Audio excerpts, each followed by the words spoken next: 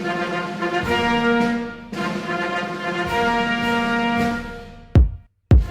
help me God. So help me God. So help me God. So help me God. So help me God. So help me God.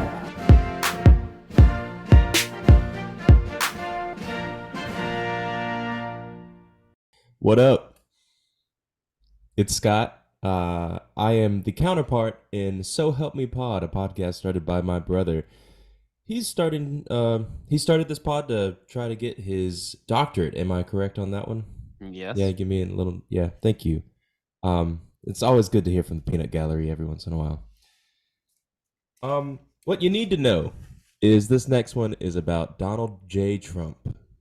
He was our 45th president of the United States. Hey, everybody. Today on the podcast, we're talking about President Donald J. Trump. He has lived from 1946 to the present, which makes him 77 years old. He is the 45th president of the United States of America. He served one term from 2017 to 2021. He is evangelical and not affiliated, that's very complicated. I should also note, for the purposes of transparency, that former President Trump is currently a candidate for the Republican nomination for President of the United States in the 2024 election.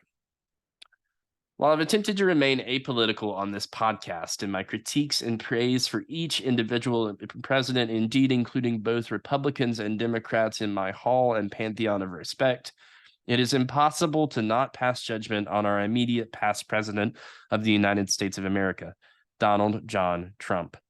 Few others on the landscape of American history have caused such tumult in our nation. He is either revealed or vilified and has caused consternation in this country, the likes of which the nation has not seen since before the American Civil War.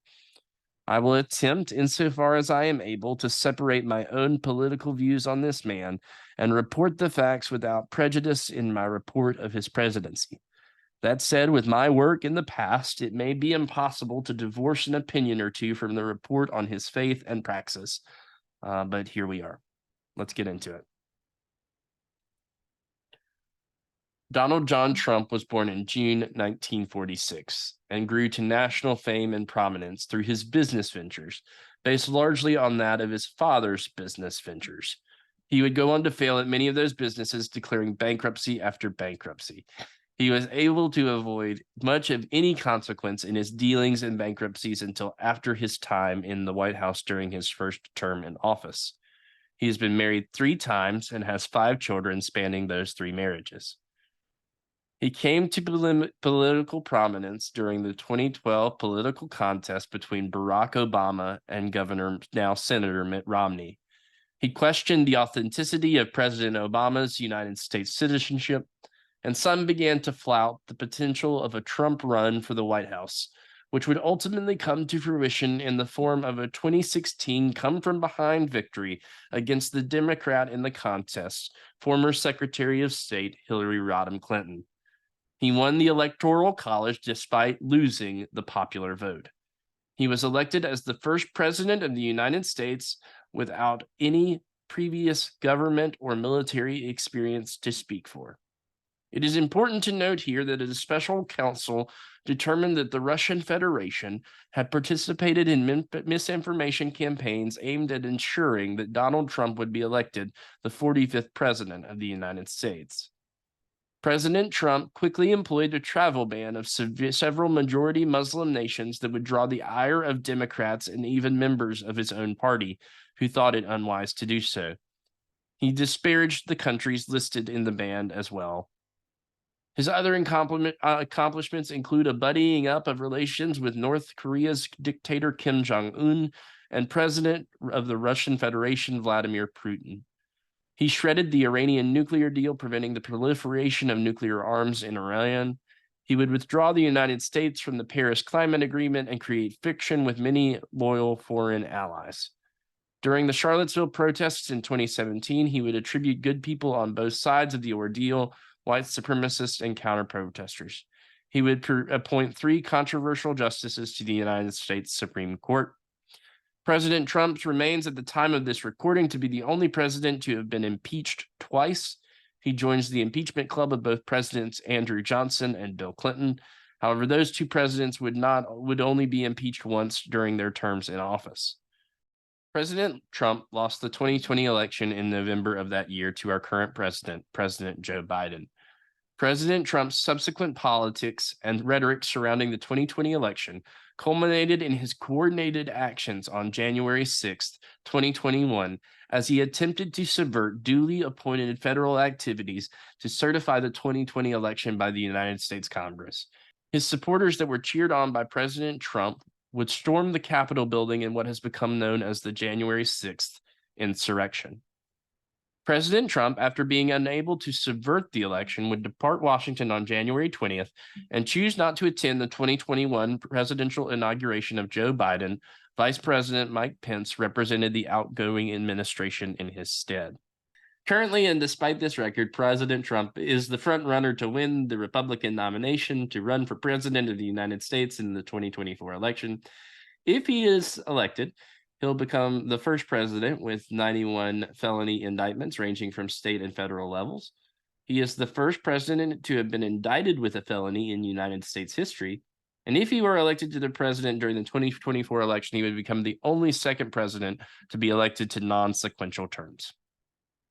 We wish him well in court today. So what about his faith and public life? During the 2016 campaign for president of the United States, then candidate Trump sought the approval and votes of American evangelicals. He did so by promising swift action on abortion rights, appointing conservative judges to the federal bench, and social policies that met their standards. These promises led to overwhelming support from evangelical Christians, despite his lack of chops in his ability to talk about his own faith. During that same campaign, Donald Trump indicated that he attended the famed Marble Collegiate Church in Manhattan. However, after reporters approached the Reverend Dr. Michael Brown, who was pastor of Marble Collegiate Church, who was also pastor of Boone United Methodist Church, Scott, interestingly enough, a statement was released saying that Trump was not a member and had not attended the church in recent memory. Trump probably believed that he was a member there due to his affinity to Norman Vincent Peale, the famed previous senior minister of that church. That said, affinity for a minister does not indicate or constitute church membership.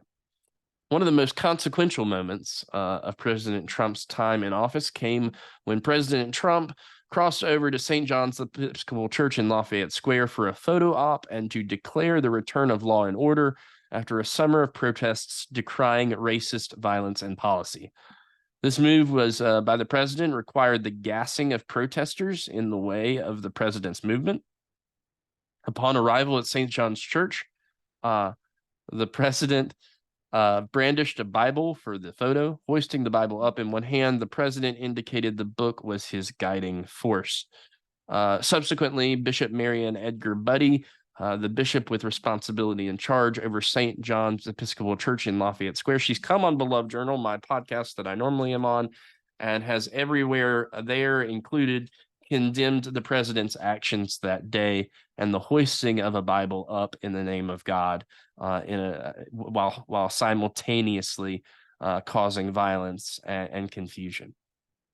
The president was raised in a Reformed Presbyterian tradition, but as he has become a strange bedfellow with evangelicals, his alleged alignment with the Presbyterian tradition would wane.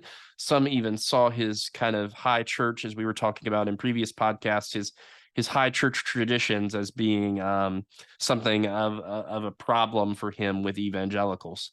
He would eventually declare himself a non-denominational or non-affiliated evangelical Christian. This proclamation of adjustment in faith would prove politically advantageous for the president, despite lack of proof of the adjustment on his part. Scott, what questions do you have about our president, our 45th president?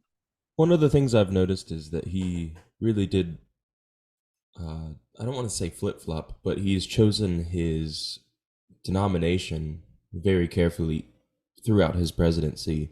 So he started, can you tell me again what he started as, and he's now ended as a non-denominational Christian? He started as Presbyterian, so you think of kind of high church Presbyterian would be what many would consider him. He even attends some Episcopal church near Mar-a-Lago. But on the outside, kind of the flip flop of that is that he's an evangelical, non denominational Christian. So you might think of in our area, Scott, we have like an Elevation Church. They would be considered non denominational evangelical Christians. Has the choice of church ever gone into the political realm of what's the best thing to choose at the time? So it would be Trump's thinking would be, okay, I can have more people on my side due to the fact that I'm non-denominational and my base is non-denominational instead of Presbyterian? Is that one of the things that might go into a president's decision? And if so, why don't presidents run as Episcopalian, since it's statistically better of a chance that the president is Episcopalian? That's a good point. I think just because it's statistically better doesn't mean it's going to appeal to the wider populace, right? Like, I mean, many people are not.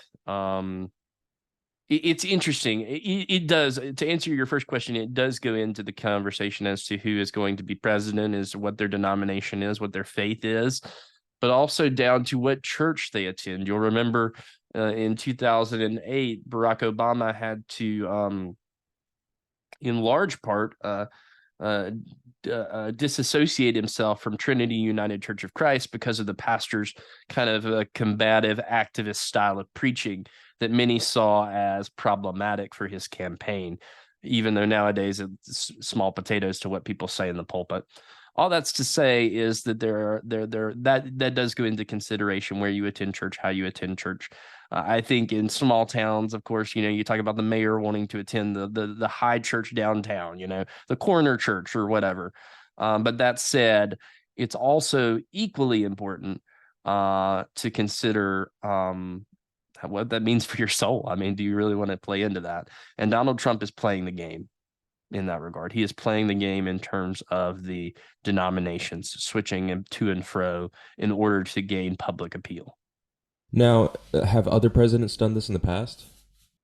I would say the closest thing that, I mean, it's kind of flipped, but it would be Obama leaving Trinity United Church of Christ because of issues with the denomination. But I don't know if that was to gain. I don't know. That's a hard one. That one is the only one I could see as similar.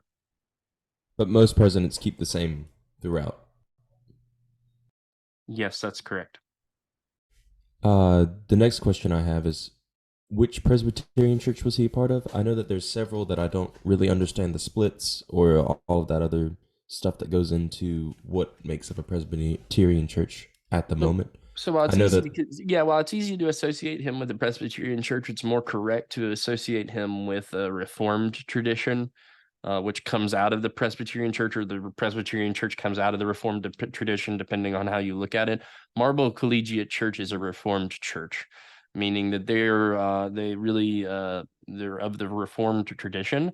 Love John Calvin, all those reformers, the idea that the church is ever ancient, ever new, that kind of stuff. I mean, they're really into not as many. You would see them as maybe they could be high church, but not as much stained glass.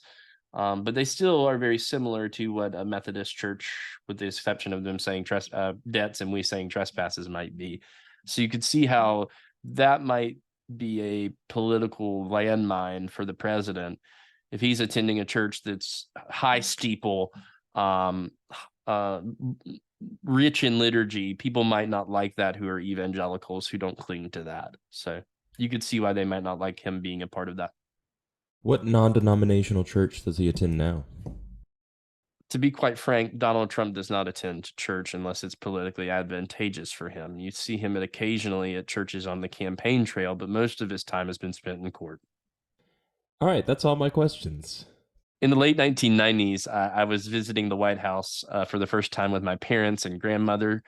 They recall with a sense of patriotism my righteous indignation of the protesters in front of the Clinton White House saying terrible things about our nation's 42nd president. I walked up and said they should respect the office of the presidency, even if they couldn't respect the person holding the office. Think about that line from my young mouth to this day, and how it falls flat when someone denigrates the office of the president and desecrates it in every way. When I was envisioning this project, I thought that choosing 12 presidents was an appropriate number, as I could coin them disciples or apostles of democracy. If we play this out to this national conclusion, then President Trump stands as the Judas of the bunch that we have recounted, equal parts betrayer and conspirer to end the good work begun. The question for well-meaning Americans is now, in this grand country, can so long endure despite another possible 4-year administration of a demagogue? The answer is still being written, and the story is not over.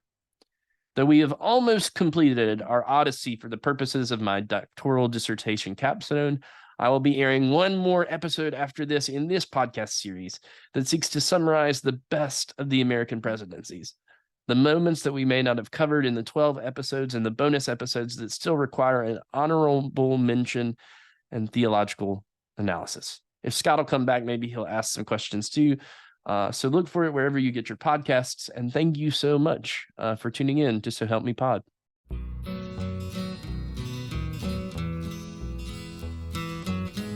You've been listening to So Help Me Pod, a podcast of Beloved Journal in conjunction with Pacific School of Religion in Berkeley, California. The podcast is offered in partial completion of the Doctor of Ministry degree for the Reverend Robert W. Lee.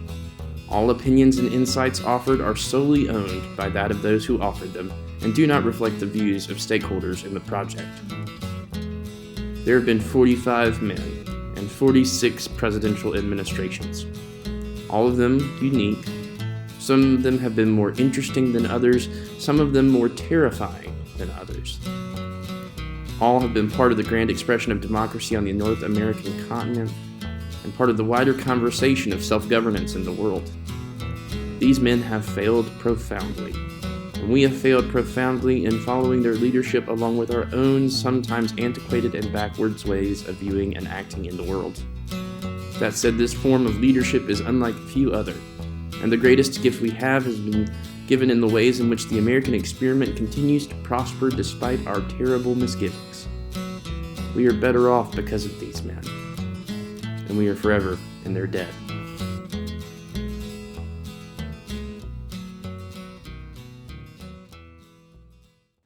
For more information, visit www.roblee4.com/presidents.